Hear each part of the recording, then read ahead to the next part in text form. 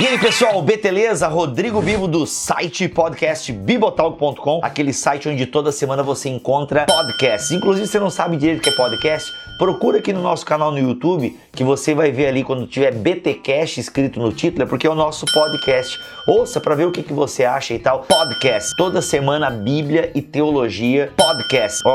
De primeira para você, de graça, lá em nosso site. É claro que tudo tem um preço e a gente agradece aos mantenedores do Ministério Bibotalk, porque sem eles não seria possível nós nos dedicarmos tanto a esse trabalho de divulgar boa teologia na internet. Se você gosta do nosso trabalho e quer se tornar um mantenedor, o link está aqui na descrição desse vídeo. A partir de R$10 você pode nos ajudar a permanecer no ar, a levar boa teologia até os confins da web. Hoje eu quero falar sobre as marcas de uma igreja pentecostal. Fica comigo.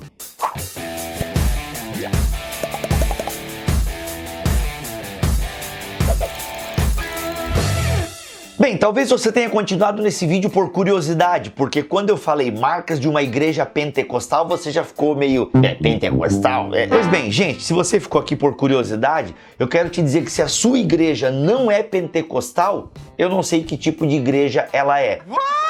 Por quê? Ainda que o termo pentecostal, ele foi um termo captado por um movimento que inicia no início do século XX, a igreja, ela de certa forma nasce com Jesus, né, e os seus discípulos, mas ela começa mesmo as suas atividades no dia de Pentecostes. Uma igreja pentecostal é uma igreja que teve sobre si a descida do Espírito Santo e, consequentemente, tem as marcas dessa descida na sua prática e na sua pregação. Uma igreja pentecostal é uma igreja que age sob o poder do Espírito Santo. Muitas igrejas históricas negligenciam a pessoa do Espírito Santo. E isso é um problema, nós precisamos ter o Espírito Santo de novo. De novo não, ele nunca saiu, né? Uma igreja que negligencia não quer dizer que ela não tenha o Espírito Santo, né? Às vezes ela foca muito na pessoa do Filho e esquece da pessoa do Espírito Santo. Obviamente que próprio João fala no Evangelho, no Evangelho de João, capítulo 16, que o Espírito vem para glorificar o Filho, né? Ou seja, a Trindade se glorifica a si mesmo sozinho, né? Porque o Espírito glorifica o Filho glorifica o Pai, mas o Pai está presente nas obras do Filho e do Espírito. O Espírito glorifica o Filho glorifica o Pai, mas o Pai está presente nas obras do Filho e do Espírito. É essa dança trinitária, né, que é a pericórese, né, ou pericorese, eu acho que é pericórese que se fala. O fato é que uma igreja, ela precisa ser dinamizada. Por quê? A igreja primitiva, a igreja de Atos dos Apóstolos, ela nasce nesse sentido, no dia quando Pedro começa a pregar, ou seja, vem o poder do Espírito sobre a igreja, sobre aqueles 120 que estavam aguardando a promessa, porque o próprio Cristo falou: vão para Jerusalém, até que do alto vocês sejam revestidos de poder. Sem esse poder, gente, sem esse poder, não teria como a igreja fazer a obra no início. E deixa eu dizer um negócio para vocês, não tem como a igreja fazer a obra hoje. Quando Miller Erickson, entre outros teóricos, dizem que não, a igreja de Atos não é um modelo para nós hoje. A igreja está em fase de transição. Gente, isso é uma interpretação que eles estão fazendo, né, dessa transição de alianças. É uma interpretação, ela é tentadora, né?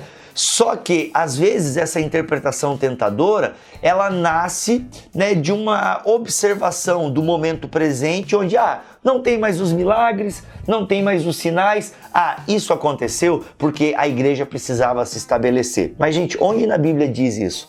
Não tem. Inclusive, tem essa citação do Dallas Willard que eu quero ler para vocês e ela é fantástica e eu acho que resume bem o que a gente está discutindo aqui. Olha só o que diz Dallas Willard, sendo citado por Craig Keener no livro O Espírito na Igreja. Olha só. Segundo Dallas Willard, quem duvida que Deus age e fala hoje como fez na Bíblia é uma espécie de deísta bíblico. Enquanto os deístas originais pensavam que Deus havia criado o universo e depois deixado de se envolver ativamente, alguns cristãos de hoje agem como se Deus tivesse deixado de se envolver assim que a Bíblia foi concluída. Ou seja, Deus não deixa de se envolver. Sinais e maravilhas podem acompanhar a nossa pregação. Quem está em campo missionário presencia milagres. A gente não pode abrir mão desses dons que Deus derrama sobre a igreja. Mas, a partir de Atos dos Apóstolos, eu quero falar sobre marcas que devem acompanhar uma igreja, marcas que devem acompanhar uma igreja que vive, uma igreja que anda no Espírito. E a partir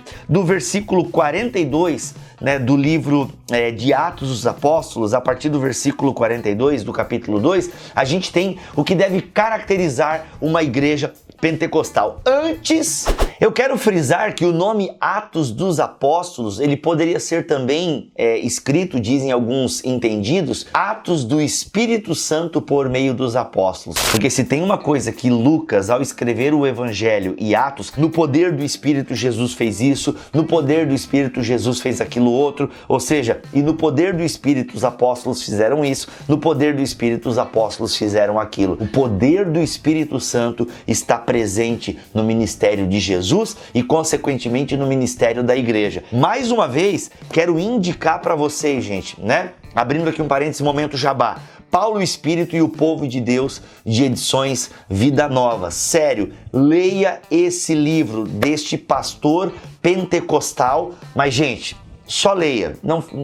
Para com o preconceito, leia. E se quiser mesmo engrossar o caldo, ó o Kinner aí que eu já indiquei bastante aqui no canal. Os links para você adquirir essas obras estão aqui na descrição do vídeo. Lembrando que se você comprar no link do Bibotalk na Amazon, a gente ganha uma comissão e é uma forma de você ajudar o nosso ministério. Ok? Momento de jabá feito. Vamos ler então esse texto bíblico maravilhoso que fala das características de uma igreja pentecostal, uma igreja que é visitada pelo Espírito Santo. Eles se dedicavam ao ensino dos apóstolos e à comunhão, ao partir do pão e as orações.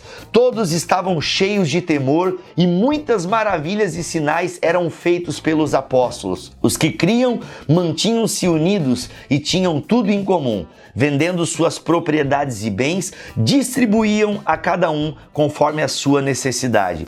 Todos os dias continuavam a reunir-se no pátio do templo, partiam pão em suas casas e juntos participavam das refeições com alegria e sinceridade de coração, louvando a Deus e tendo a simpatia de todo o povo, e o Senhor lhes acrescentava diariamente os que iam sendo salvos. Gente, esse trecho de Atos, capítulo 2, a partir do versículo 42, de certa forma vai se repetir também no capítulo 4, deixa bem claro, quando o Espírito Santo dinamiza uma igreja, e dinamis, vem de dinamite mesmo, essas características devem preencher a igreja. Ou seja, uma igreja que se dedica ao ensino, uma igreja que se dedica à tradição dos apóstolos, Nós não podemos mais ouvir os apóstolos como a igreja primitiva podia ouvir, mas é por isso que o Novo Testamento está aqui, para que essa tradição, inclusive, nesse vídeo aqui, eu falo um pouco sobre tradição, então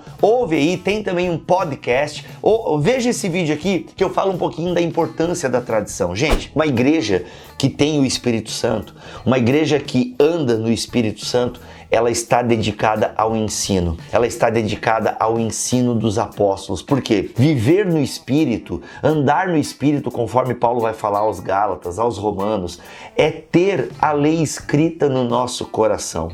E essa lei escrita no nosso coração é uma lei que é o quê? Quando a palavra de Deus vem e faz morada em nós. Paulo vai dizer aos Colossenses: habite ricamente a palavra de Deus em vocês, no vosso coração.